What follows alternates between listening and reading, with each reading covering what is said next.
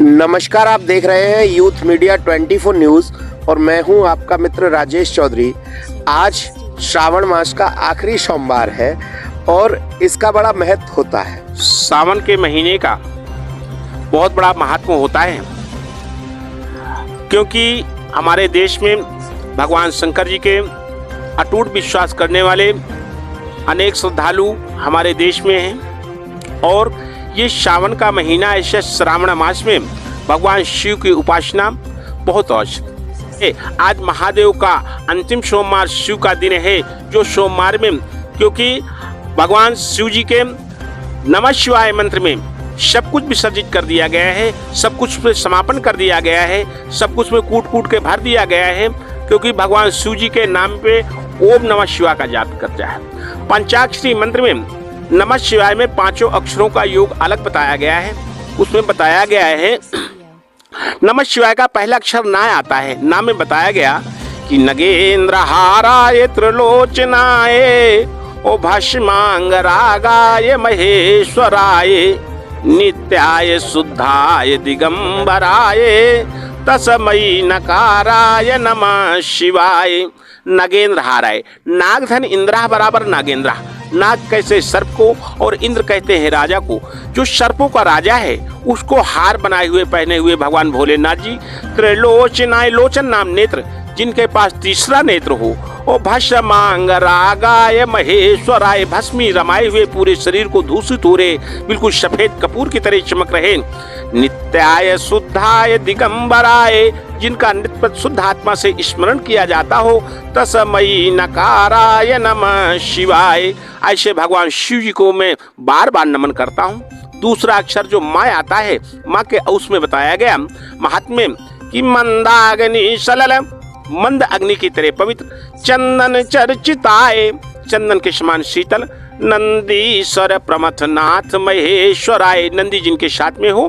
मंदार पुष्प बहुपुष्प, जिनकी पूजा आक और धतूरे त्रिपत्ति बेलपत्र से की जाती हो, क्योंकि आक धतूर और बिलिम्बी की पात और गंगे की नीर जो लाई चढ़ावे और गाल बजाए के बोले बम बम हर हर शंभु की टेर लगावे। पावहि चार पदार देश गौर गणेश के मन भावे, है बड़ भागी सबे नर नार जो शंभु सदा शिव को निधावे। वो नर नार धन है जिनको भगवान शिव की उपासना प्राप्त होती है।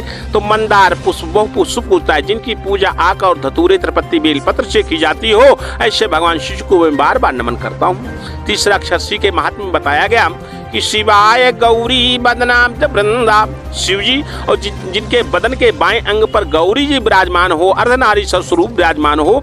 शिवाय गौरी बदनाब्द वृंदा, सूर्याय दक्षार धर नासिकाय, सूर्य जैसा तेजस्वान प्रकाशित हो रहा हो।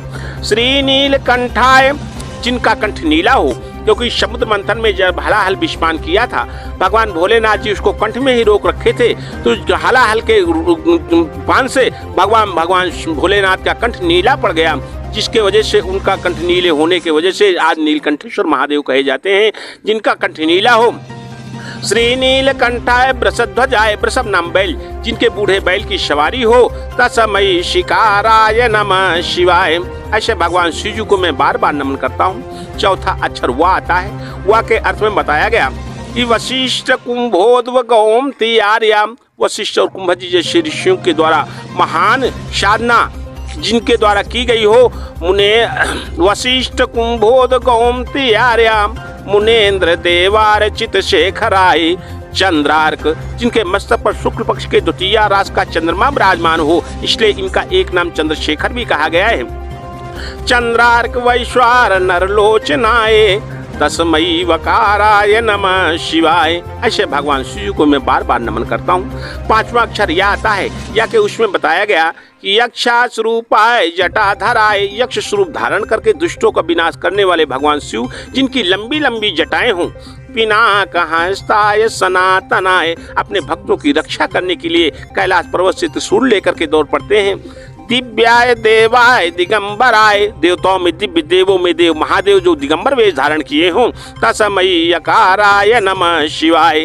पंचाक्षरम इदं पुण्यम, यह पठेत् शिव सन्निधौ शिवलोकम वाप्नोति शिवेन सह मोदते। बोल हर हर महादेव।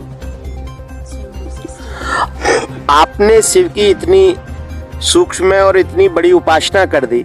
आप अपना परिचय दीजिए हमारे दर्शकों को। मैं चित्रकूट फलहारी आश्रम जानकी कुंड ब्रह्मचारी शांतिदास जी, और मैं आपके खैर में जो व्यास जी थे वो हमारे होशियारपुर जाया करते थे, और उनके द्वारा हम इस गांव में आकर के उनके शांति शरीर को शांत होने की सूचना पा करके यहाँ पर आए, और यहाँ पर हम लोगों को यहाँ के लोगों को द्वारा बहुत बड़ा आनंद प्राप्त हुआ, बहुत बड़ी हमको सम्मान, बहुत बड़ा हमको सनातन धर्म के द्वारा जो प्रचार प्रसार योग हो रहा है उसमें, क्योंकि आज योग का जोड़ना होता है।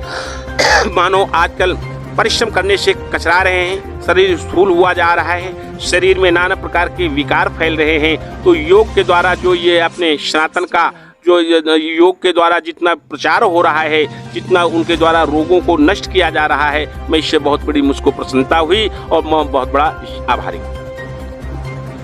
अभी हमारे मंच पे महाकाल जो खैर की एक ऐसी और बहुत ही अच्छे संत हैं जो कभी संत की वेशभूषा में नहीं रहते, लेकिन सब लोग महाकाल के नाम से जानते हैं। 51 शक्तिपीठों के दर्शन साइकिल द्वारा किए, और ऐसी बहुत सी जगह उन्होंने दर्शन किए जिनको मैं नहीं जानता हूँ। हो सकता है कि अपने जीवन पर्यंत भी मैं ना पहुँच पाऊँ, हम उनसे भी जानेंगे।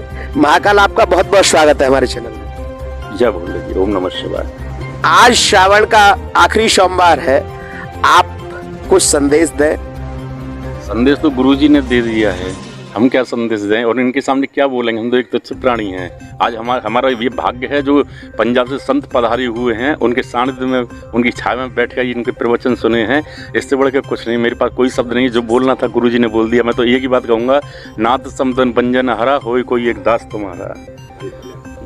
बस मैं यही कहूँगा, इसी वाणी। और मैं ये कहूँगा, भोले बाबा सबका कल्याण करें। बाबा महाकाल आप अपने भक्तों को आशीर्वाद दें मन से। बिल्कुल कह रहा हूँ मैं, बाबा महाकाल आपके घर में खूब खुशियाँ दें, आप स्वस्थ रहें, खुश रहें, मस्त रहें, जीवन में नित नई ऊंचाइयों को छुएं, और बाबा महाकाल की कृपा आपके घर पे, परिवार पे बनी रहे। जय भोले। हमारे साथ हैं हमारे आदरणीय चाचा जी राम प्रकाश जी। आप हमें ये बताइए कि इस पावन भूमि पर आप इतने पुनीत कार्य करा रहे हैं, योगा चिकित्सा केंद्र भी चल रहा है, और आज महाराज जी भी आए हैं, अब महाकाल भी बैठे हैं, दो शब्द कहें जरा। हम जो है सन 2004 से योगा में जुड़े हुए हैं, और यहाँ से योगा चल रहा है। 23 जून को यहाँ पर कार्यक्रम हुआ था, तो बढ़िया, और सब संत महात्मा भी आते रहते हैं, और योगा डेली होता रहता है।